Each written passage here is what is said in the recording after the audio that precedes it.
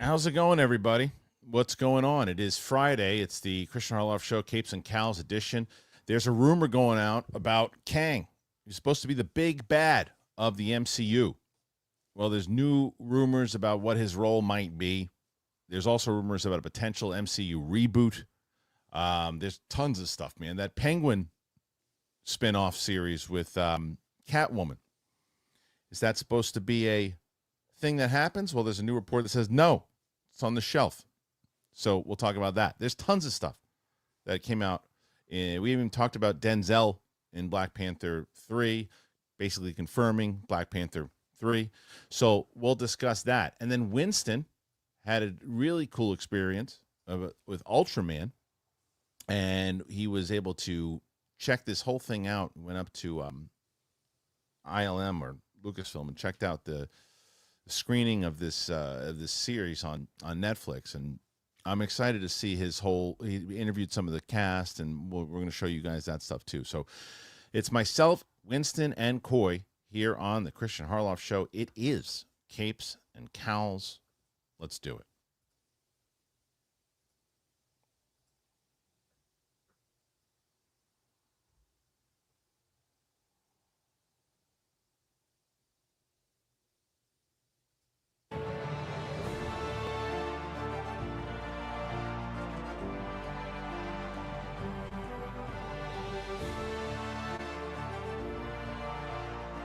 What's going on, everybody? Welcome back.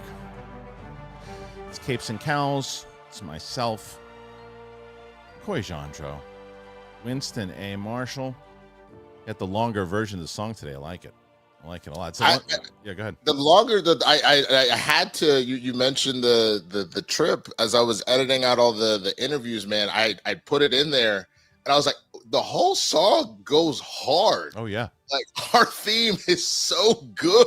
Yeah, it was great. Well, it was originally intended for, it was Mark Riley's theme song at the Schmodown, and he used it once and he lost the title, I think. So he never used it ever again. So I was like, there's two themes that actually happened. There was, so for my Down to Earth channel that I use, there's a great theme song David B did, and it's perfect for the show. But it was originally Griffin Newman's theme song, and he used it like once in the Schmodown. I was like, I don't want to waste that song. That song's awesome. I use that. So anyway, we are back here. We got lots to do. Steph has been really moving. She's been kicking, but she won last week. Her and Roka with 200+ questions. Roka decided, said, hey, you know what? I'm going to start off strong. 80+ questions. Roxy couldn't catch him. As Steph said, hold my beer. 93 questions yesterday. And she, once again, has taken the lead, but she leaves it up to you guys. Can you guys do it? Well, that is the question. Starting off a little slower. We got 4 questions in the tank as we are moving to the first topic of the day. And did you guys hear this story, this Kang stuff yet, Coy? No, I've not heard it. All right, so you're going to hear it. No, neither one of you guys has. Great. So let's get into this story, and then we'll get our opinions on it. And there is a rumor now, the Avengers. Rumor. Now we're reporting on rumors? Yes. Remember the rumor that Downey might actually play Doom? And you guys said, why are you reporting fake news? What happened a week later? So I kindly ask people who are going to write that, I ask as nicely as I can to shut your ass. All right, here is the next story. Avengers rumored new details on Kang's future, the Fantastic Four villains, and the MCU reboot. Possible spoilers. We have even more big MCU rumors to share with you today. This time, revealing what the future does or doesn't hold in store for Kang the Conqueror, the Fantastic Four first step villains, and more. The multiverse saga hasn't taken off in the way Marvel Studios probably hoped. Still, despite what some would have you believe, the studio has delivered more hits than misses. Even so, there is a real sense of multiverse fatigue among fans and moviegoers. Now, they're rushing to the finish line. Avengers Doomsday and Avengers Secret Wars, Jonathan Majors' legal issues and subsequent firing, and the tepid response to Ant-Man and the Wasp Quantumania also changed things. Meaning returning Robert Downey Jr. will be the MCU's new big bad as Dr. Doom in place of Kang the Conqueror. According to the Cosmic Circus, the Marvel Studios hasn't fully closed the door on Kang just yet. He's been sidelined. But is gone for now. Now, it doesn't mean that character can't be brought back later on down the road in some capacity, but if they do, chances are they're going to recast the character if they want to keep him as a villain or go with the Iron Lad route and use a younger actor to become Nathaniel. This was to be expected, as plans for the TVA might have been similarly scaled back, as the site's Alex Perez has heard we won't see the organization again until Avengers Doomsday. As for the MCU's supposed post-Secret Wars reboot, Perez has been told that the world will continue as if nothing happened. The multiverse will begin anew, and some changes will be added, in which will have ramifications later on. This will likely be how Marvel Studios brings the Fantastic Four and X-Men to Earth 616, though we previously heard that He Who Remains created the sacred timeline intentionally without them, a plot thread which might have been scrapped now that he's a non-factor. We expect Dr. Doom to make his MCU debut in the Fantastic Four First Steps post-credit scene. But what of the team's other villains? Well, if this rumor is to believe, the film's first act has some sort of rapid montage of the Fantastic Four going up against multiple low-level villains from the repertoire of rogues. Mole Man is one of them. That sounds just so unintimidating. Marvel Studios established a 1960s era Fantastic Four only for future adventures to take place on Earth 616 in the present day. Yada yada yada. Okay.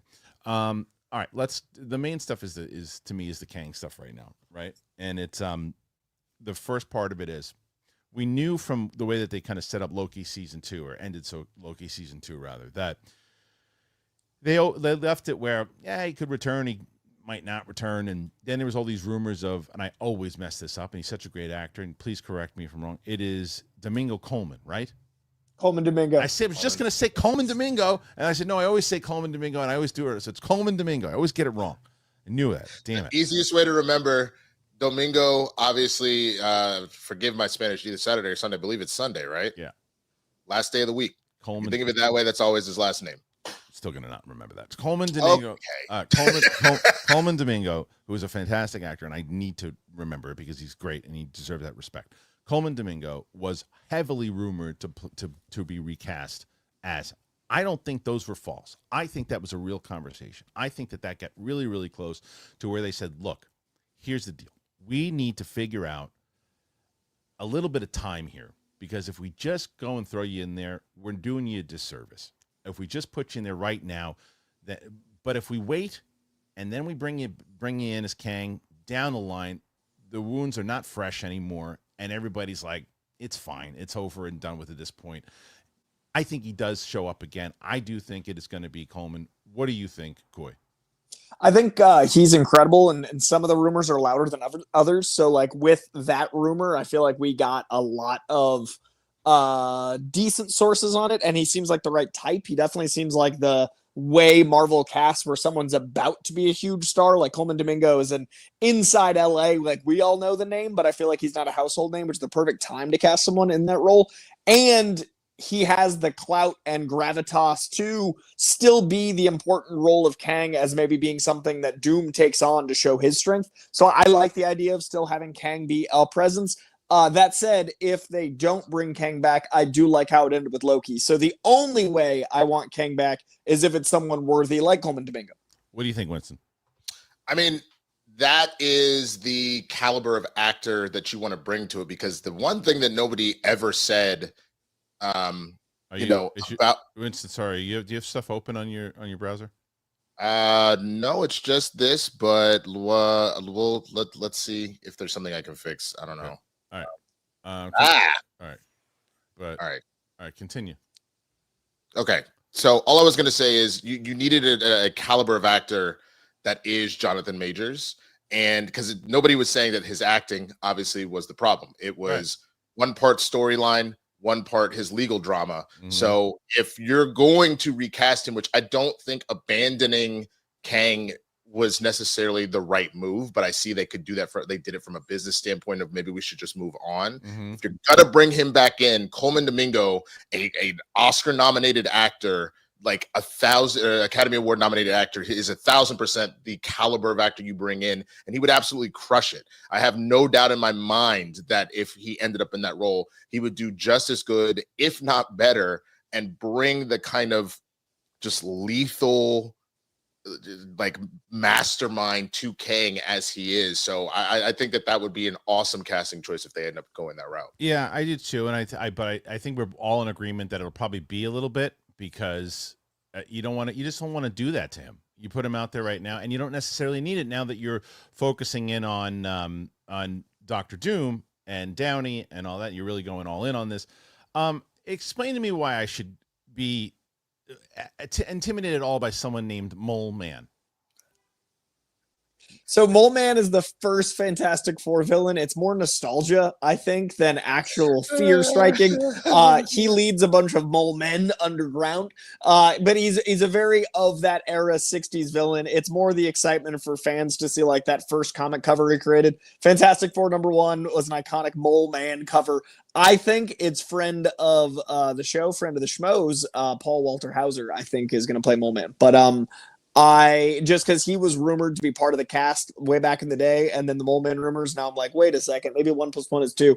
I also would love if he's the voice of Herbie, but I think that there's going to be a montage, like they've said, of different villains, and Mole Man is cool enough for a moment of nostalgia, but definitely not a big bad to be a villain of a movie. So it's kind of a perfect way to bring him in. He's not, but Kristian, I'll put it to you this way. I'm assuming, other than the fact that they're just good movies, just because of your kids, you've seen both The Incredibles, yeah? Yes. So you remember the end of 1 and starting into 2, the Underminer?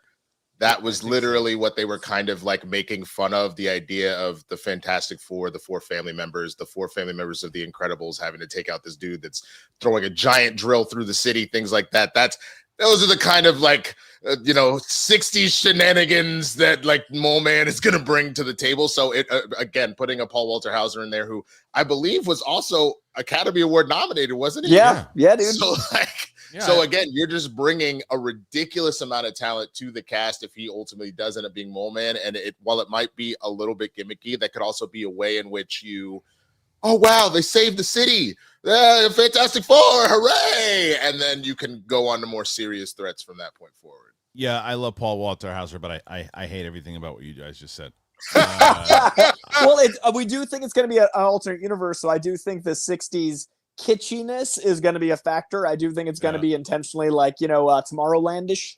I don't know why, man. And maybe it's just because it's recency bias and I'm coming off of the Penguin, but you start telling me about Mole Man and that type of stuff, you're converting me into a hardcore DC fan way more than because I've been saying for the last 2 years. And this isn't to disrespect where Disney or Marvel is. It's just we've done so much with Marvel in the last 15 years. I am much more excited about the next few years of DC's future, and the Downey Doom thing is definitely a step in the wrong direction of my excitement. So DC, I was already more. And then you add the Downey choice. I don't disagree with you. I'm with you because like, it's just a matter of like, I'm way more, if you're like, okay, you can only see Superman or Fantastic Four, Superman. You can only see, Brave and the Bold or I guess Lanterns or what's the net or Ironheart, Lanterns. No, that's a bad comparison. It'd be Lanterns or Daredevil. If you're talking about the level of seriousness. That's fair. Okay, fine. That's true. Lanterns or Daredevil. That's a much better comparison. It was the first one I thought of when it came out. It's just fair. Lanterns and Daredevil, which is a tougher choice. So it's a much better example. I would say, out of the two of those, I'll probably take Daredevil. To be honest with you, the other one I'm talking about how much I'm DC, but Daredevil's one that I definitely want to see. So all right, Daredevil wins that one.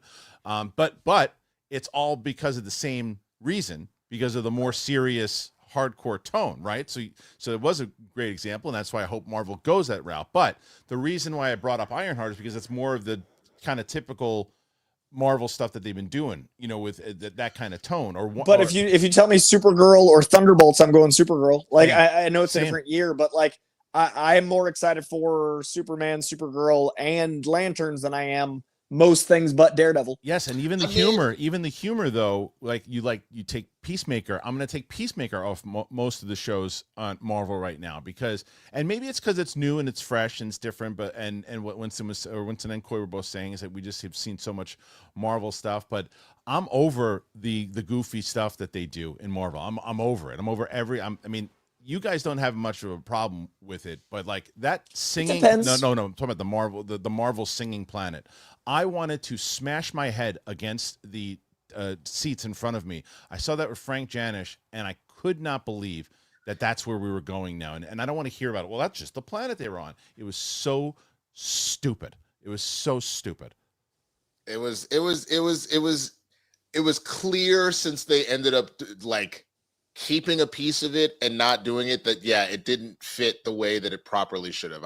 We've all agreed on that at a certain point. But I would say this much.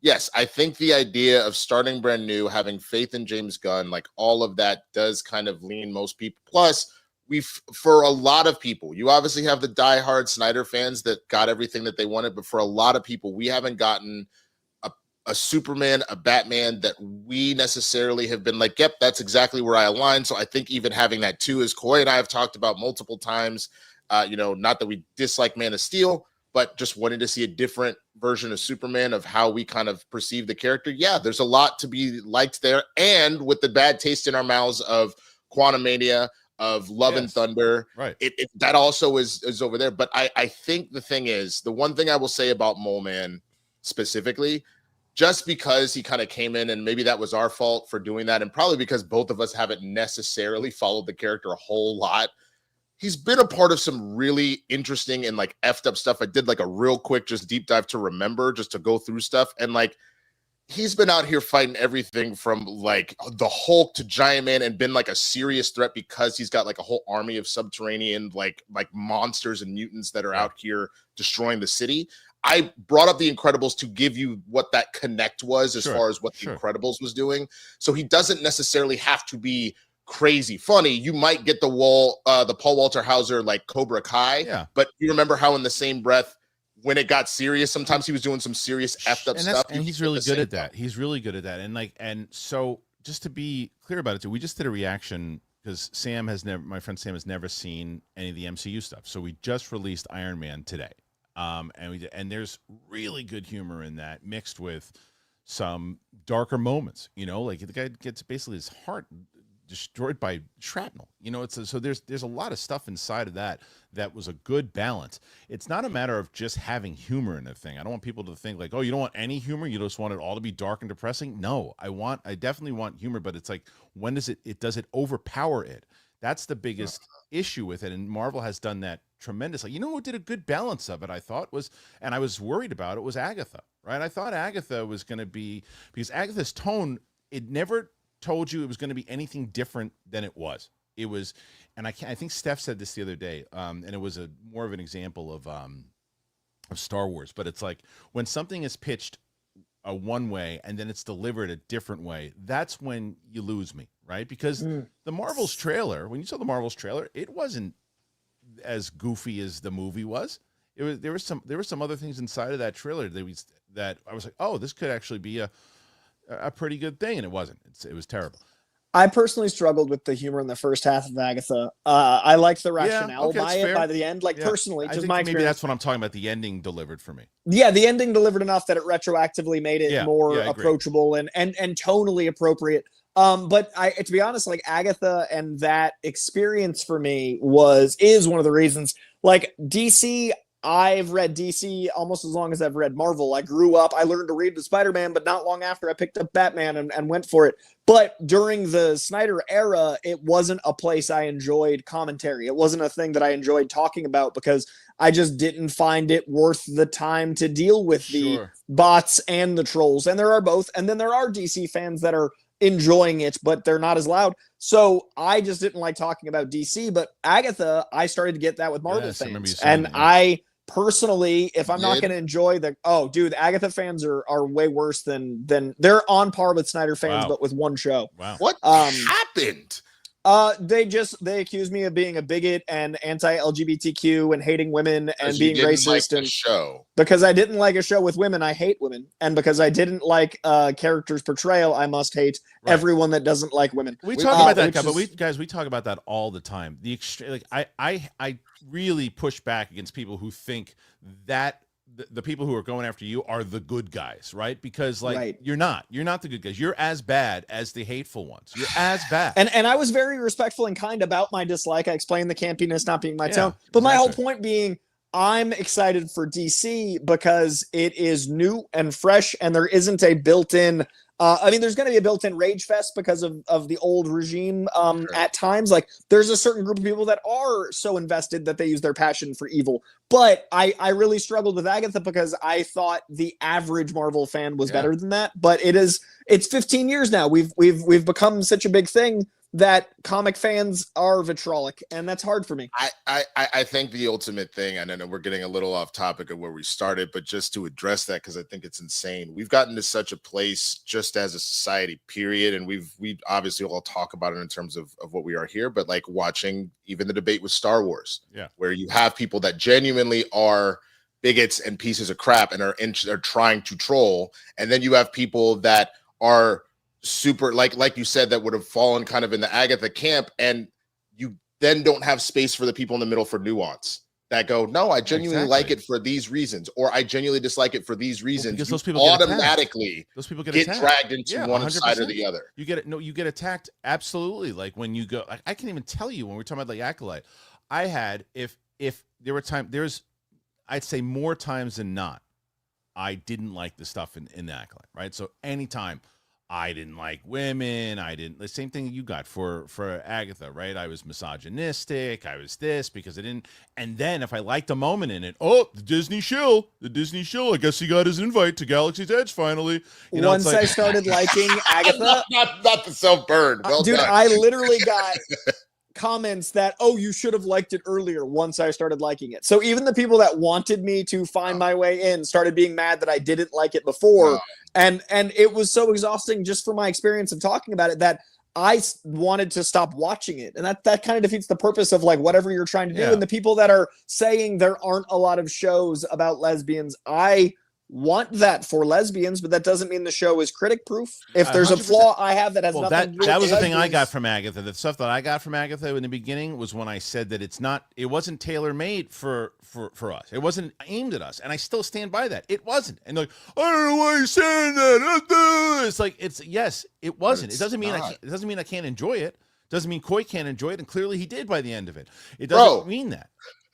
Kristian, Love is Blind is not tailor-made for me, and I love that show. 100%. Things happen. Sometimes it's not meant for a crowd. Right. It's meant for another crowd, but you can find reasons why you like it. People get upset. People get upset. And they go, "Oh, that guy, he's a bro guy, so of course he doesn't like it." I said, I never said I didn't like it. I said it wasn't aimed. Like my wife, when we were watching together, there was some moment, and she's like, "Oh, this is really made for the machos of Macho Man." And people commented on it. I can't believe she said that. Blah blah blah blah. It's like, why? It wasn't. It's like when you go into a boardroom for these people, like, okay, who is this? Who do we want to hit first? Who do we want to make sure that we hit and then cast the net? Who do we want to do? And they go, okay, this is who this show is for. And what they did smart, what Acolyte did terribly, was they didn't spend $230 million.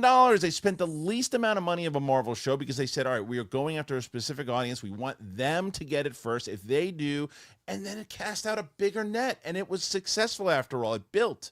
Dude. And I was so happy for that audience to get a show for them, and that doesn't mean I shouldn't review it. It doesn't mean that because it's not my demo, it shouldn't be touched by us, because then you're not expanding your audience. Then you're staying closed-minded. So I was happy for that audience, even when I wasn't enjoying it. But then that audience got mad at me for publicly saying I didn't enjoy it, which don't watch the stuff then. So the whole point is I'm excited for DC because it's a new set of fans. It's a new experience, and it's a new take on characters I love that I've been waiting for however long it's been since, the Nolan era. Like the Nolan era, I talked about Batman as much as I talked about Marvel because that was the only DC character that was to scale. I'm excited for all of these characters to get their time to shine, and I'm excited for people to discover them anew because it's been a long, exhausting run for a bit for both companies.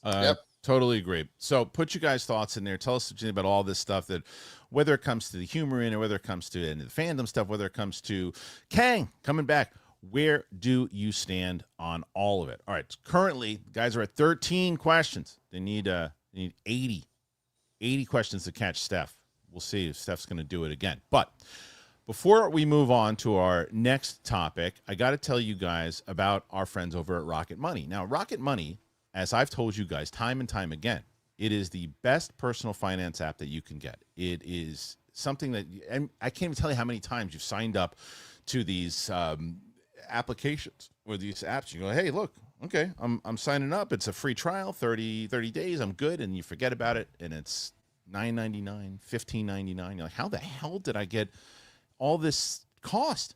Because you're not paying attention to it. Rocket Money pays attention to it, and they're the best. And not only do they do that, not only do they cancel unwanted subscriptions, they also keep me financially just in check. I know my bank statements. I know everything. I know how to line up what I've spent over the last couple of weeks. I know where I'm going. I know what I need to do. I know what bills are due. It's the best. So if you go to rocketmoney.com/thing, sign up today. I promise you that it will change your life moving forward. And someone else has changed my life. AG1. How about them? Here we go. AG1. I'm always excited to talk about them because you're looking for a holiday gift. You got it. Now, the perfect present is the gift of health. AG1, it checks the box. I heard about AG1 when I started doing podcasting by myself. They had said, hey, check this out. I tried it out. I loved it. And they've been with me. If you've been listening to this show for 2 years, then you have been hearing about AG1. That's how long they've been with me.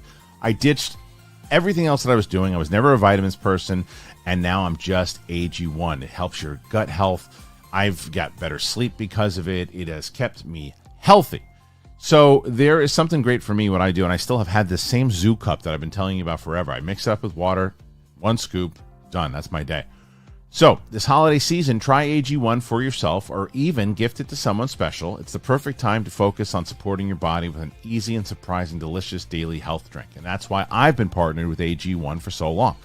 Every week of November, AG1 is going to be running a special Black Friday offer for a free gift with your first subscription, in addition to the welcome kit with the vitamin D3 and K2. So make sure you check out drinkag1.com/bigthing to see what gift you can get this week. That's drinkag1.com/bigthing and start your holiday off on a healthier note while supplies last.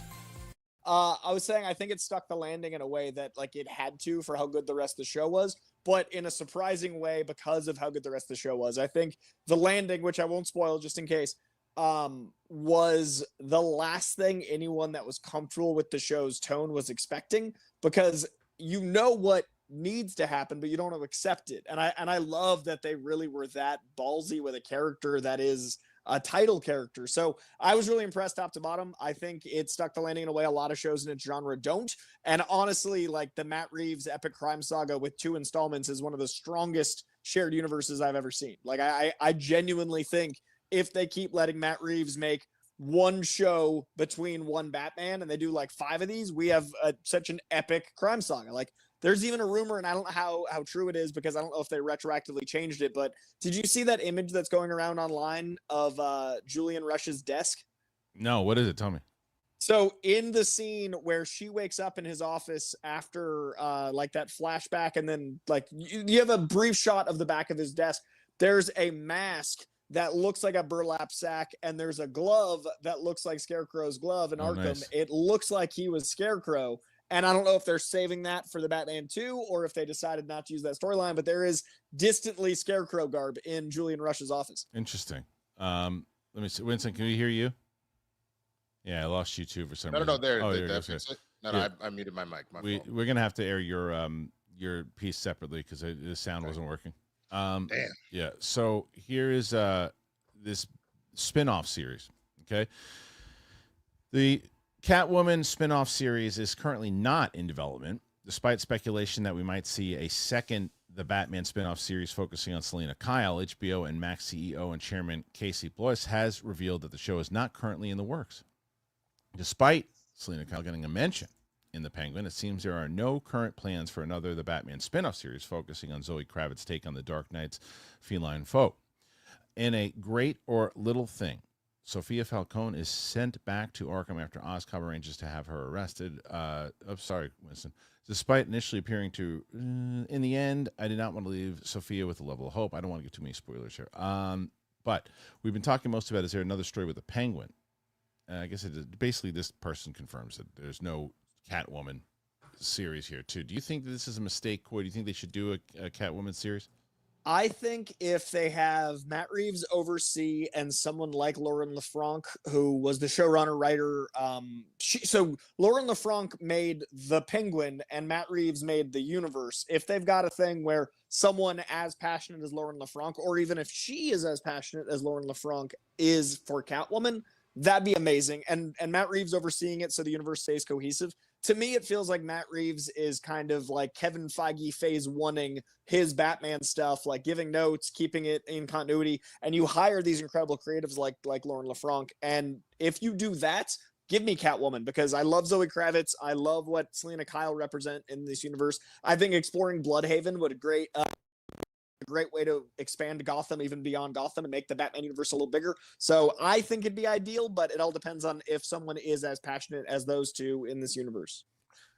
I think to that, yeah, I think to that point, like knowing obviously that we're going with the storyline of Selena being, you know, a bastard Falcone, I think further diving into just how twisted and messed up the family is, which again ends up being the through line. So the through line is here's Bruce and the Wayne side of the family and how that's kind of been affected in the movies.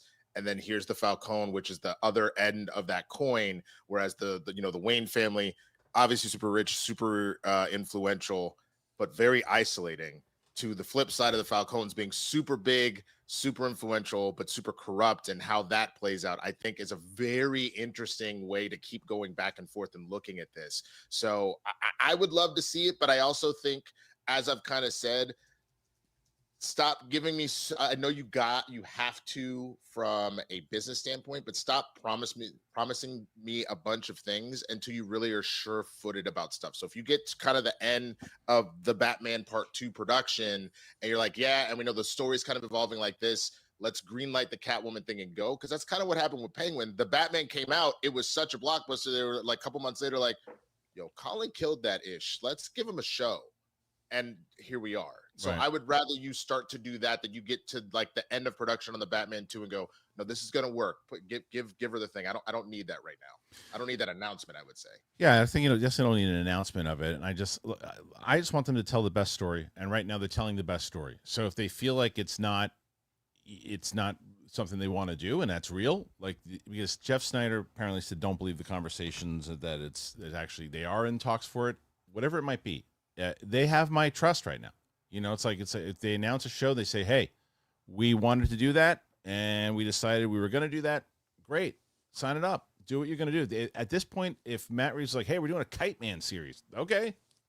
Hell yeah. I was literally about to say, if Matt Reeves said he wanted to do a Condiment King show, I'd watch. Like, it's such, like, I could find out it's going to take place in a burger joint. Yeah. Like, I would be there because I trust him blindly. Yeah, me too. I'm on board with what he's doing right now because he's telling good stories, and that's him. Because the showrunners that ran the show were the ones that really were there. I mean, when I was talking to Renzi Felice, he didn't even meet Matt Reeves. He hadn't even met him.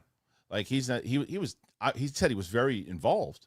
And there were notes and everything too. He said, but he wasn't on set. It wasn't that. Also, to me, that's the type of stuff. And I know people get exhausted with it. I get exhausted with it too. But that's kind of like what Lucasfilm needs, right? Is where they need somebody that can be that entrusting and saying, look, here's my vision. This is what I really want to do. I trust you guys. I hired you guys because I feel like you can bring forward this vision. Now go do it. And that's what Matt Reeves did. Matt Reeves said, here's my vision, guys. This is the world I want to live in. You guys are the showrunners. Now go do it. And they did it. And that's what's cool about, like, Matt Reeves having his universe separate of what the other DCU universe is going to be, because then there's a controlled variable of what Matt Reeves Batman is. And then you've got the James Gunn, Peter Safran DCU, but James Gunn and Peter Safran are overseeing all of DC Studios. So they gave notes on the Penguin. They gave notes going into the Batman 2, but they're letting Matt Reeves do his own thing. So I personally really love that it gets to be separate, but have someone overseeing it, like you're saying Lucasfilm could use. But there's a trust in the greater company on Matt Reeves so that someone like Lauren LaFranc can make something so specific. Yeah, I agree. Winston? I think above all else, what the reason why you both, and myself included, have said that we're excited about seeing what the Gunn's going to pull off is kind of the same thing that Reeves is doing over here with the Penguin. And like you said, if this is what's going to happen, he's going to focus on his overall vision for the universe and his entry or entries. It sounds like probably 3 solid entries in a trilogy. Bless you. Then I think, I thought I didn't know if you were laughing at that or if you were sneezing. I just died. That was it. That was just But if he's going to focus on his main 3 entries and then just make sure, yes, this aligns with my vision for anything that's coming off of it, then as we have all now said in a round, that is what we're looking for. That is typically how you would see any sorts of situations. Like I think about the 911 series, for example, where you had the main storyline that's going, and then Ryan Murphy was like, yeah, I like that, and kind of passed off something to another showrunner to go run the Lone Star spinoff. That is exactly how you build universes, spinoffs, whatever. You have your captain at the main ship, and then you start building out your armada, for lack of a better metaphor. Yeah. Well, what do you guys think? Should Catwoman get another show or a show, or do you think, let Matt Reeves do what he's doing? All right, before we get to your questions, because we've got about 20 of them right now, which is great. Good start. This is something, as we mentioned beforehand, with the Marvel shows coming out. 2 of them are both Wonder Man and Ironheart. You got a first still featuring Simon Williams and an MCU fan favorite. Here is the Ironheart stuff. Also, Marvel Studios has released the first official stills from Wonder Man, and they feature the hero alongside Trevor Slattery. We also have a new look at Ironheart and an updated cast list and synopsis. So Marvel Studios has shared another look at Wonder Man, one of Marvel's television most intriguing upcoming projects, starring Aquaman and Watchmen Yahya Abdul-Mateen, too, as Simon Williams, and we still don't really know what to expect yet from this one. However, in some newly released stills, the hero is shown suited up and a seemingly tense conversation between Simon and Iron Man 3 and Shang-Chi and the Legend of the Ten Rings fan favorite Trevor Slattery. Disney's press site confirms that the shot of Simon in the red suit and glasses is from episode 8, Wonder Man's finale. I think Wonder Man is 8 episodes. I think it's an 8-episode series. Marvel Studios head of TV streaming and animation, Brad Winderbaum, said recently it's a two-hander between 2 amazing characters, this odd couple of Simon Williams and Trevor Slattery, and you get a little bit of glimpse of that in this trailer. I don't want to go too much into the story details. It's very fun to see people speculating about what they think the plot is. That's part of the fun of it. So here's the pictures right now, and this is what I will tell you. Then we'll get into it in a second too. I like Yaya a lot, but the Slattery part of it makes me kind of go back into that. How goofy is this going to get? Because he gets a bit silly, that character. A new Ironheart still has also been released alongside an updated synopsis and cast list. Set after the events of Wakanda Forever, Marvel Television's Ironheart pits technology against magic when Riri Williams, a young genius inventor determined to make her mark on the world, returns to her hometown of Chicago. Her unique take on building iron suits is brilliant, but in pursuit of her ambition, she finds herself wrapped up with the mysterious yet charming Parker Robbins, a.k.a. The Hood. The series also stars Lyric Ross, Alden Ehrenreich, Regan Alaya, Manny Montana, and Matthew Allern and Angie White. Okay, so those are. Do we get an actual? There's some bit of image right there. But what do you guys think about this? The plot of Wonder Man. Winston, let me start with you, man. So do you have any reservations with the Trevor Slattery being part of it? The only reason I say no is because, depending on what Wonder Man story you're talking about, the fact that he ends up in Hollywood, that seems like a natural connect, because the only other actor that we've essentially connected to has been Trevor Slattery. So if you're going through that angle, that seems like a natural connection to do that. I understand your concern. Is that the thing? Wonder Man's an actor. Yes. Okay. Yes. Well, then that makes sense. That makes sense that he would be. They'd be linked up. Okay. Totally depends on the universe. Some of them just straight scientists, but a lot of times an actor. So all that being said, because that's the way that you're going, I'm okay with that. But I do understand the concern. I would say if we end up in a situation where we're closer to a Shang-Chi than an Iron Man 3 with him, then I think that's okay, as far as you know what I mean? Yeah, but totally. but it just depends on how that plays out. And then as far as Ironheart goes, that just because I really enjoyed, I'm not saying that you didn't enjoy the actress or anything, but you felt that Ironheart was kind of shoehorned into Wakanda Forever. I was so enthralled by that character, and I genuinely do like the character of the Hood a lot, which also might lead. We're told that might also lend itself to Mephisto. I'm still very excited for that. So I'm here to see what's going on. I mean, look, Unapologetically Black as well, Yala Abdul-Mateen and Dominique. I would love to see what they're going to do too. So there's also that. But yeah, I think it's like anything else. we're so on edge right now because we have been built up to be torn down too many times that until we get the ball rolling, everything is with a grain of salt. Yeah, I want to be wrong about Ironheart, right? Because like where I didn't really love the character, to be honest with you. I thought they were trying to turn her into a TV star and turn her into this big thing, and like here's the difference. Yaya is a star, total star, very very great actor, likable. I want to see a series with him. I don't know. I my hesitation was like, okay, again, same thing I said. It's going to be goofy. Doesn't matter who's in it. It's going to be goofy. And if it plays together well, I'm on board. I just wasn't intrigued by that character in Wakanda Forever to say, oh, I can't wait to watch a full series with this person. I thought it was the storyline that was bothering you, so you just didn't even like the character. The character wasn't extremely likable to me. She was fine. She was fine. She didn't stand out. She didn't stand. It was like, hey, you're supposed to really like her. She's as smart as Tony Stark. Don't you like her? Want to see your own show? I'm like, no. But when you hear Yaya is supposed to have his own show, I'm like, okay. I don't know what Wonderman is, but I like him. Yeah, let's do it. Corey, how do you feel about all this? So Wonderman, I think of as being a comedy. So it's actually directly what you spoke to earlier with Agatha, where you're like, if it's advertised as such, I'm cool with it. And I think Wonderman is exactly the tone I think of with Wonderman. I'm also big on like Shane Black two-handers, where it's like, a buddy cop situation, and a buddy actor show is even more my jam because I tend to like actors more than cops. So I think this is going to be my jam, with the Yaya of it all being the icing on the cake. Cause he's one of my favorite people, like to interview, to run into, he's the guy for me. He's such a passionate guy. He loves nerd stuff. He is absolutely a movie star. And then I've always really liked the Trevor Slattery twist. I think in Iron Man 3, it was a fun, cheeky way to acknowledge a thing. So I don't think it's tonally inappropriate for an actor-based comedy to have that take on Trevor Slattery. Sure. So to me, that works. And then on the Ironheart side, I really, really like the character in the comic books. I really, really like every conversation I've heard from Dominique Thorne about the character. And in my brief interactions with her, she speaks like a Brian Michael Bendis character.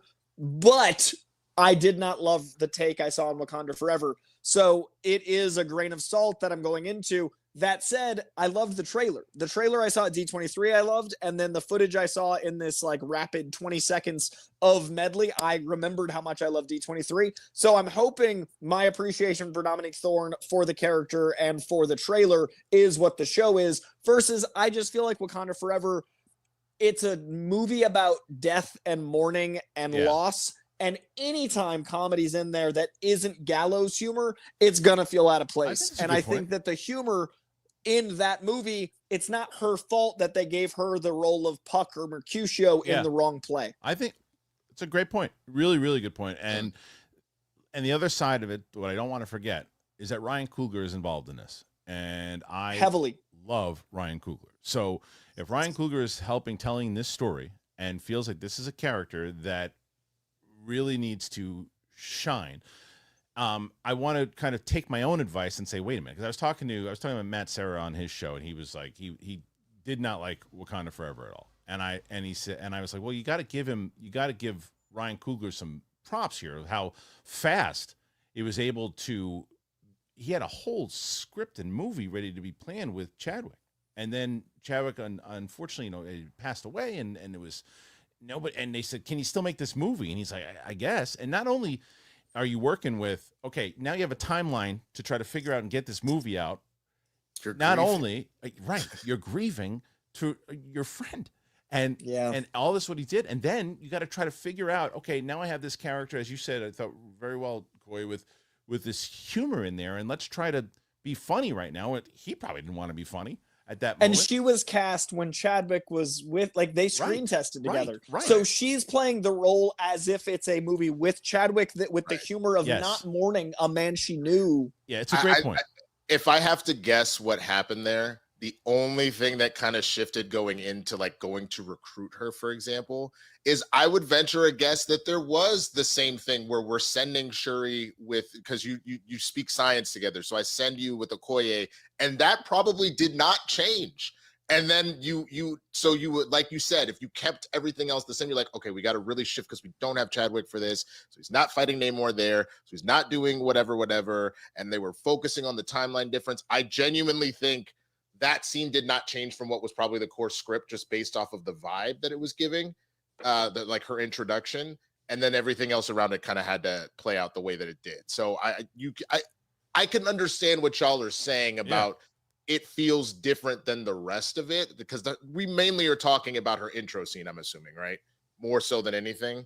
I mean, I just didn't think anytime it was like one of these things where when when it was moving, when the movie was moving and then she came on, I was like, I don't care about this storyline as much as I care about the other ones. Because I think what was probably supposed to happen, and I could even see, knowing about the lost time situation, I think Shuri was always meant to be upset and to be angry, and maybe angry with Chadwick or angry that her tech wasn't good enough to stop the snap from happening, whatever it may have been. And that Dominique, Riri was supposed to essentially be the mentee with Shuri as the mentor. And that's kind of how Shuri kind of refines her place. And I think they still tried to keep that going forward, but because you now had to put the weight of Shuri and her anger at the center of the movie, it was a little off balance to what it clearly was being set up to do.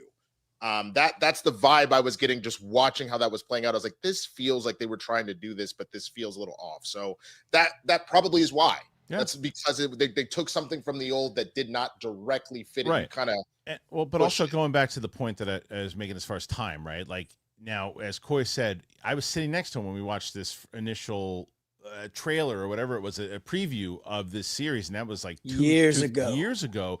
And but the reason I say that is because Ryan Coogler has had that much time to get this in a place that he wants to. I know he didn't direct. I don't know if he directed any of them, but he certainly, in the same way we were talking about Matt Reeves, had that kind of, he was very involved.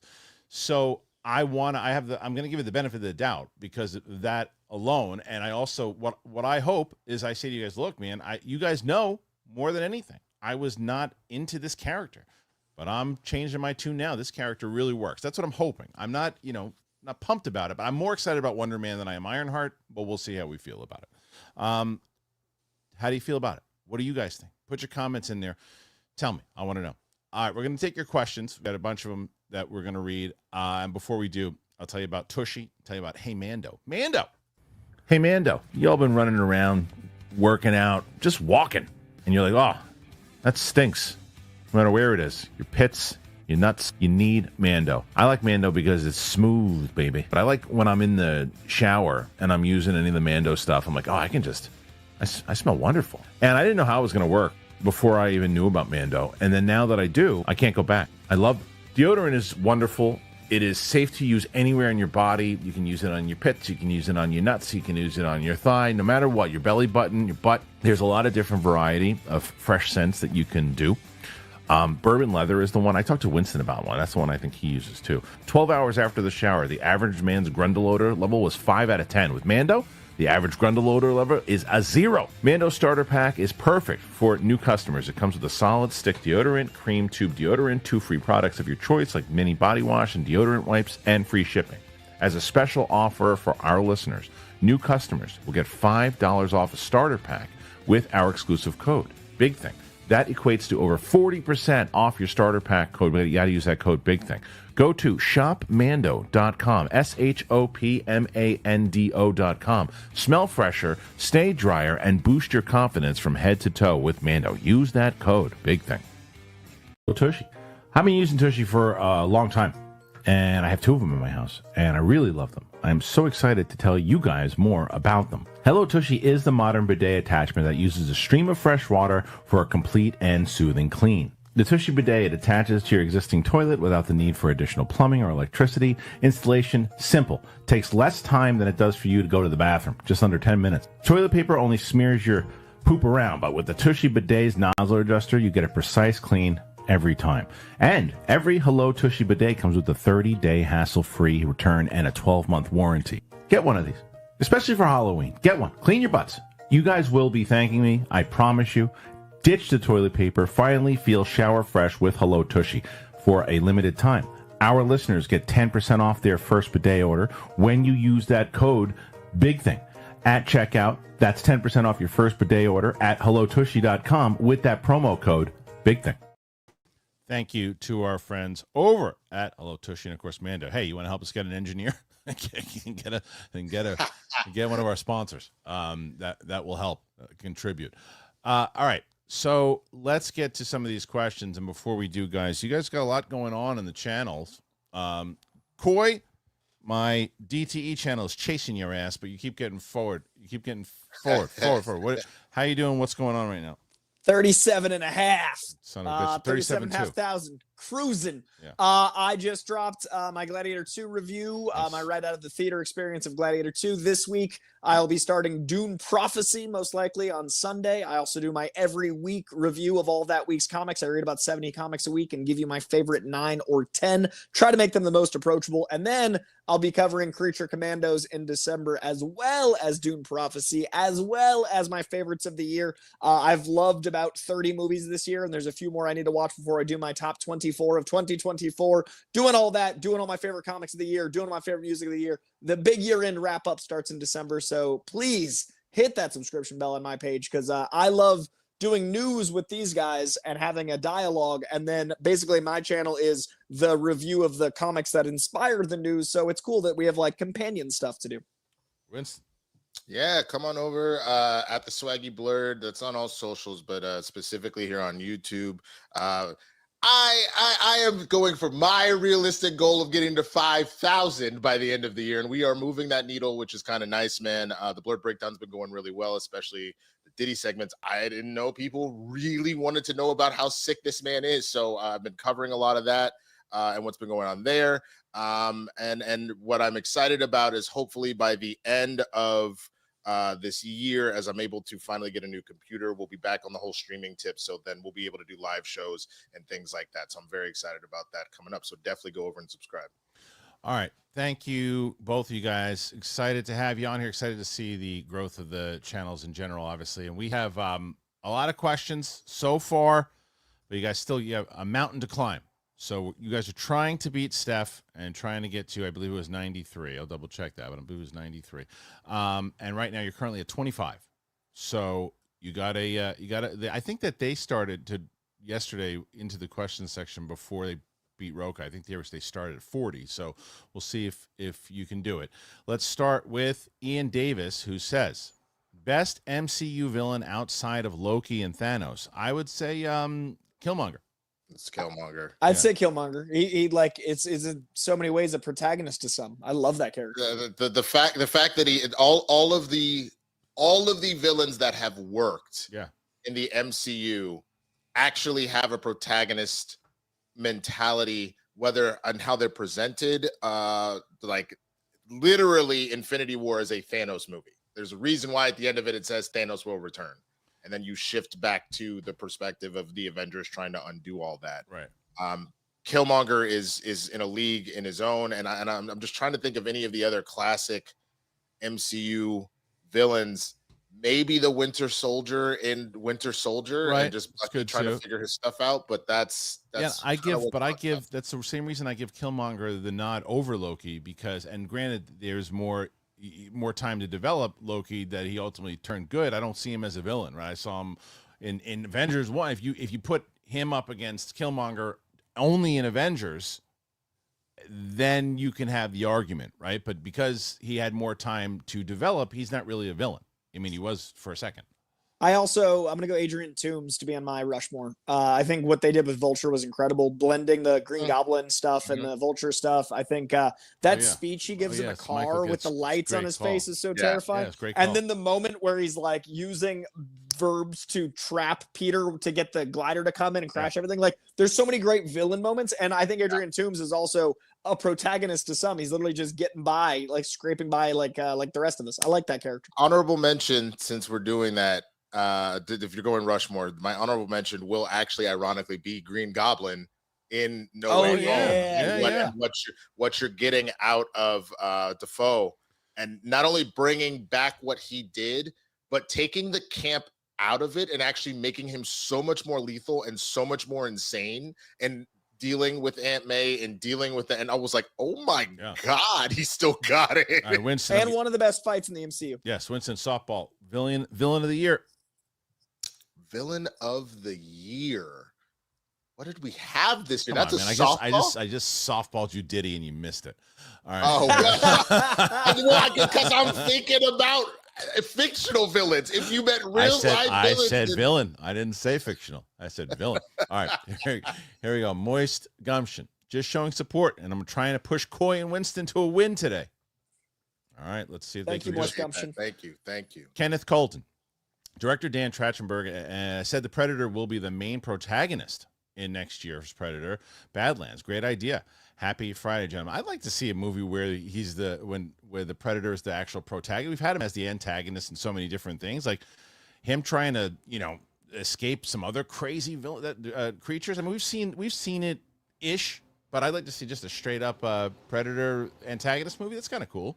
Bro, nothing would be actually kind of cooler than the idea of, because I think about, you guys know I'm a huge Dragon Ball guy, so the idea of, the Saiyans or the Viltrumites, this idea that you're part of this conquering, hunting species or whatever, and you don't need to necessarily have the Predator have a heart, but the idea of like, go murder these people and come back. And like, so he's real like gung-ho about it, and then he was like, oh, I actually have respect for this race or whatever's going on. That would be interesting as hell. Or even if it's like 1 against 100 and you just don't know the evils the Predator has done, so it feels like everyone against you because you're following the Predator against all of these even humans would be cool. Right. Yeah. Look, Trachtenberg did a great job last time, so we'll see. Miguel Zayn just finished All-Star Superman. I liked it a lot. 2 of my favorite issues is the Luthor interview and the Bizarro World. Have you all read it? Thoughts? Oh, All-Star Superman is fantastic. And that Luthor interview is one of the greatest, in my opinion, Superman moments ever. This idea of having to have the duality of remaining Clark the whole time and stopping a prison break while also dealing with Luthor and not letting him find out. And does he know? Like, there's just so much happening at once. It is, if you haven't seen it, you can also check out the All-Star Superman animated movie, which I think does a pretty good job of trying to take as much of that storyline as it can. It does the interview such justice. It's amazing. Yeah, All-Star Superman is the imagery that James Gunn used to announce the Superman movie. So clearly very, very much part of what's informing his take. Grant Morrison writing anything is always incredible. They're a genius. And Frank Whiteley art, I don't love on every character, but I really love in this story. It's really vibrant and technicolor, but it's broad and powerful. Highly recommend that run. The last thing I was just going to say about that too was just the idea of, y'all know I feel some type of way about Superman. The thing that I love about this is it makes him so human because of what he has to deal with throughout the whole thing. All of a sudden now life has like a direct temporary feeling to it. So now Soups is so relatable of bucket listing things and things like that. So. Well, he follows it up, Miguel does, with also, have you read Lex Luthor Man of Steel by Brian Azzarello? I love the portrayal of Luthor here. Which aspects of Luthor will Gunn include? Coy? That's one of my favorite Luthor stories of all time. And fun fact, that is the main story that Nicholas Hoult referred to in his portrayal. It's the book he kept going back to in informing his take. I highly recommend it because it's basically a insight memoir into his methodology of why he hates Superman, but it also shows how good of a businessman and leader he could be if he didn't have that xenophobia. So it's really fascinating book about hate and passion. Yeah, definitely check out Man of Steel, Lex Luthor, Man of Steel. It's really good. I haven't read it. I know the story of it though, and the fact that Holt brought that up in a lot of interviews, I was like, oh, he's gonna crush this. Holt was, I can't talk too much about it, but Holt was excellent in Nosferatu. Oh, I can't nice. He was excellent in that. Fabio Rodriguez, do you guys think that the MCU should keep the X-Men in their own universe? I'm afraid that 616 is getting too crowded with heroes after Secret Wars. I do, but you guys clearly, Winston, you don't.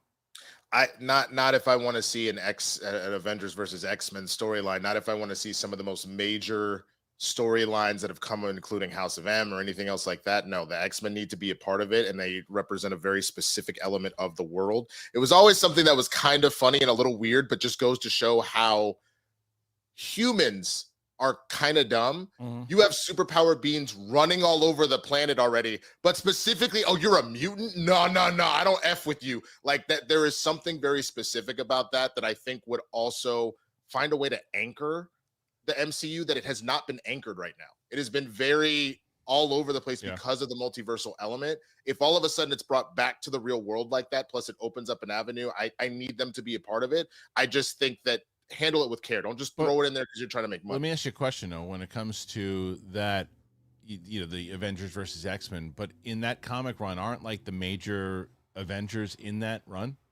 They are, but there are ways that like Civil War was nothing really like what was going. Like, yes, it was, you needed to register and the government and all that, but it was way more than 10 people.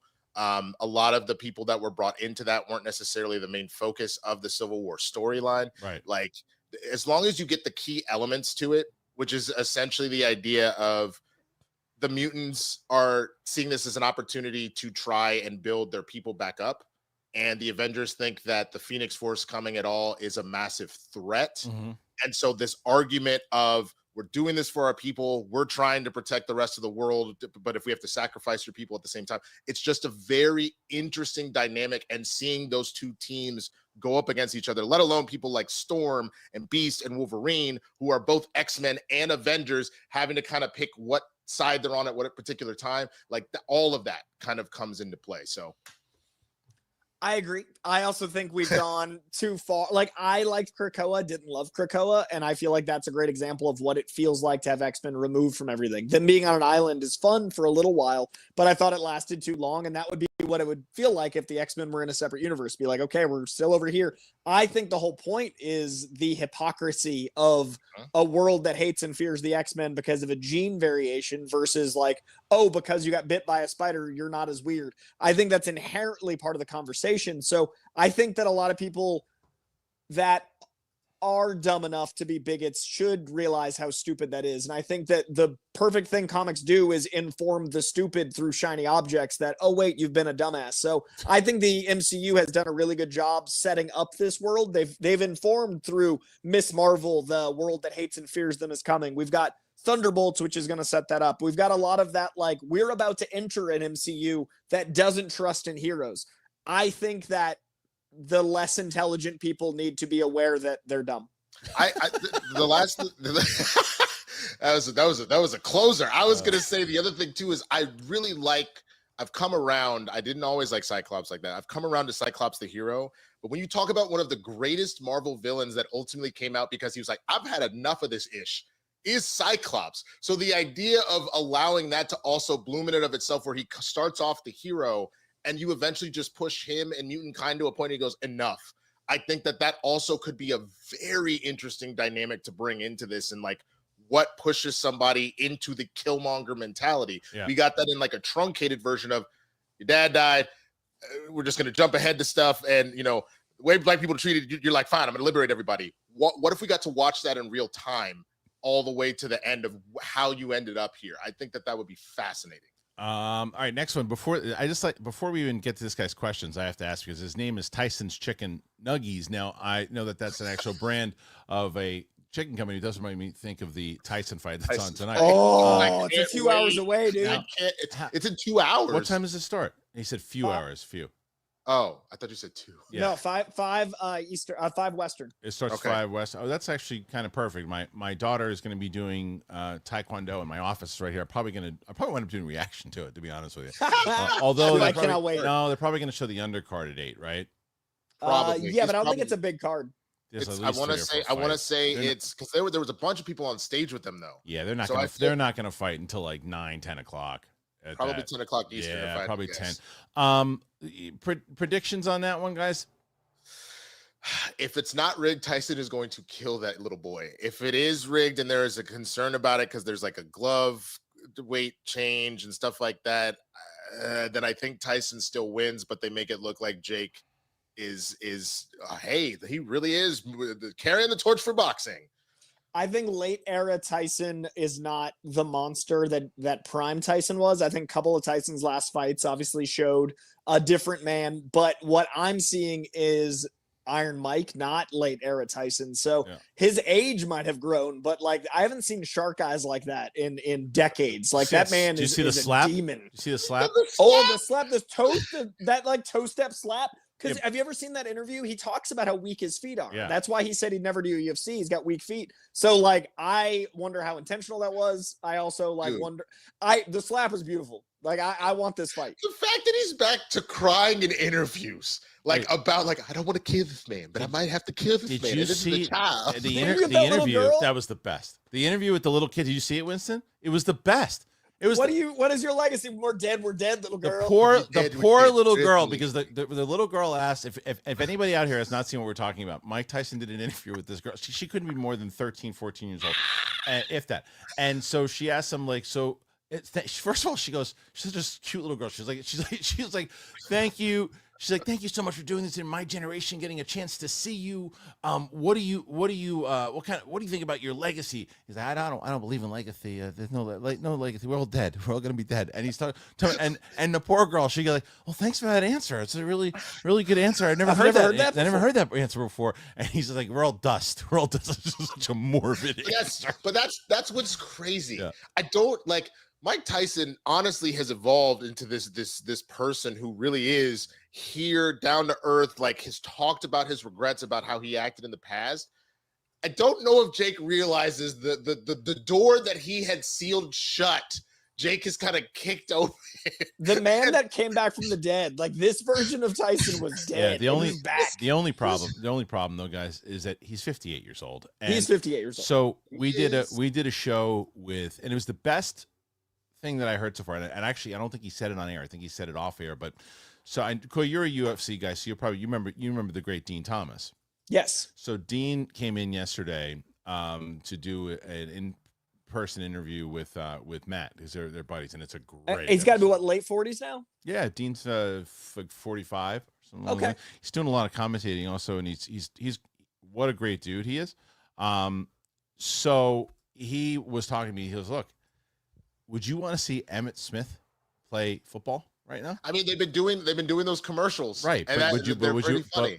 would you want to see him play against a 27-year-old, get tackled by a 27-year-old linebacker right now? Right. Not really. And right. And it's like, because it's a one-on-one fight thing, I was like, it's a good point, but the difference is Tyson's just built differently. But like the thing is though, I won't go so far to say that he's going to kill him, if it's not a fixed fight. If it goes past the second round, Jake Paul can really win this fight. Well, and yeah, just endurance of like 10 minutes of being in that level of pure perseverance. Tyson's yes, 2 rounds. Tyson's going to throw a lot of big punches in these 2 rounds, right? He's going to throw some big punches. And what Tyson did in that era you're talking about, the later era Tyson, he would just try to headhunt with big punches. And when he first started, it was combinations, it was moving. He can't do that anymore. He's almost 60 years old. He's going to try to throw those big power shots. And the problem is that he has always been, if he can't catch the person, he gets gassed and he mentally gives up. Yeah, he's so fast, but you're only so fast for so long. That's right. Which is why I'm curious. I'm honestly curious if, knowing that the endurance thing is going to be an issue, if he genuinely gives it a second in the first round and like, because people are expecting him to do exactly that, and then second, third is when he actually kind of comes out of the gates. Like, I'm very curious. The other thing that people say, slapped him in the way. I'm not sure if he's coming out patient. I know, but this is the other thing that people don't understand. First of all, Tyson's a showman and knows how to sell fights. That's another thing. However, doesn't need to sell it. And the other thing you can't trust is that Tyson, even if they said like, "Hey, look, we want you to take Jake into like the 3rd or 4th round and then just go nuts, right? Just do it. Just let it go 3 or 4, Mike." And Mike goes, "Yeah, okay, I can do that." Guess what? He steps in that ring, and that man is going down. Do not trust Mike Tyson to go by the plan. He's a terrifying. I decided I'm just going to take him out now. I'm gonna kill him. He's got him to thin. I'll eat his baby. I'll eat all of it. That was my favorite answer, by the way, when they asked him about that thing when he said, "I'm going to eat his children, praise to Allah." And they asked him all that, and they asked him about that at the press conference. And he goes, "Yeah, I was off my meds that day." Dude, the interview when he's sitting in the house and there's like watching the press conference, he's like, well, the thing is, he's a man who pretends to be a bad man. I'm a man who's gonna kill him. I'm a trained killer. He's just so terrible. Yeah. Please tell me y'all have seen the Key and Peele sketch, and it's UFC instead of boxing, but it's one dude be like, I'm gonna go in there, I'm gonna knock his ass out, and then the other dude is super religious. He's like, he's crying. He's yeah. I pray to Allah that when I kill him and take him from his parents and his children, that they remember him in kind favor and not the mess that I leave. He said, did he say he was going to kill me and leave my children? Is he praying? Like, it's one of their fights. So I can't. I'm excited to see it. I think if it's a real fight, I say Tyson in 2 or 3. If it goes past 3, I think it's Paul's. If it goes past 3, yes, it'll probably be Paul's. Okay, here we go. Speaking of Tyson, he says, "Hey guys, Coy, have you seen 89 Return of the Swamp Thing? I have seen that. I've seen that with Heather Locklear. I've seen that. I haven't actually. I've seen it. Amazing practical makeup. Early Heather Locklear. Big cheesy fun. I remember watching that when my grandmother passed away. We went to, or my grandfather rather passed away. We went to my grandmother's house and we were watching. I don't know what we were watching, but I wound up watching that as a little kid, and I remember just like going, "Oh, this is great." And it's terrible. Huge fan of Swamp Thing. Have not seen that though. Yeah, that's something. And Tyson follows it up. Saw the reaction from Coy and Greg on the G.I. Joe movie, which was awesome. Have you or Winston seen it, and what are your thoughts? I saw it a long time ago. What's hilarious is that we did a reaction to those G.I. Joe PSA, fake PSA things with Coy, and we put it up on the YouTube channel, and it ate a pile of garbage, so we got rid of it. I put it up on Instagram and did 1.2 million. It's all on the platform, so hilarious. You never know. It's absolutely hilarious. Yeah, that's the most I had seen of it, was the not real thing. That was the most I had exposure, because I'd seen the show as a kid, but I didn't remember it at all. The movie is amazing. It is an acid trip. Yeah. You guys are at 32 right now. 32 okay. with about 40 minutes left to go to catch Steph. See if you can do it. Tyson, again, says, also, do you think that we'll get a proper G.I. Joe movie before the crossover of Transformers? Unfortunately, no. As long as I like Lorenzo Di Bonaventura as a person, I think he's the wrong person to be running that. All live-action Joe movies have been trash, in your opinion, and my opinion as well. It's been what they need to do is somehow figure out a way. If they rights, they have to adapt those Marvel comics. It's right there. The new comics are great. The new Kirkman's ones? part of it. Okay, really? Yeah, G.I. Joe #1 dropped this week. Great. And is it Skybound? Yeah, so Skybound's got great. a Transformers book, a Void Rivals book, and a G.I. Joe book. So Okay. it's one universe, only 3 comics, but you can pick up just one line and run it. It's great. Yeah, Paramount unfortunately has it, right? I would love to see Skybound do that. Julius Wyatt, hey, Winston, do you want Dion as your coach and Shador as quarterback? I don't hate the idea. My only thing with Dion is he would definitely garner the respect that you want out of that. And I do genuinely appreciate what he did both in Colorado and in Buffalo, but with the HBCU. But I think the thing that worries me a little bit, he has been able to kind of show some weaknesses here and there as a coach, where then it is primetime kind of out there doing his thing, but then the team isn't always able to hold it together, though obviously they're doing much better this year. I don't hate the idea. The problem has been the coach of the Cowboys has not been a leader of men since Jimmy Johnson. Like Bill Parcells for a second there, but I think Bill was kind of over it at that point. Yeah. So like I don't trust Mike McCarthy to lead people. I didn't trust Jason Garrett and whatnot. So if he can get the culture back to where it needs to be, then yeah, I'd be here for it. Coy agrees. Yeah, the Joe Johnston, director of the Rocketeer, hasn't been the guy since. Never. God, I hate you. Christopher Brickner. Lucasfilm and Ray to me is similar to the Browns and Watson, minus the allegations. They investigated so much in being the face of the franchise for years, but when it's not working, they try to force it. It's not, to me, as I mentioned on the show yesterday, it's not a matter of Ray. I like the character of Ray. I really like Daisy Ridley. I think they should use her more. The problem is the leadership more so than anything else too. It is we're taught using sports. It's the coaching staff. The coaching staff stinks. They are making really bad decisions. They're playing the wrong players and they're getting their players hurt.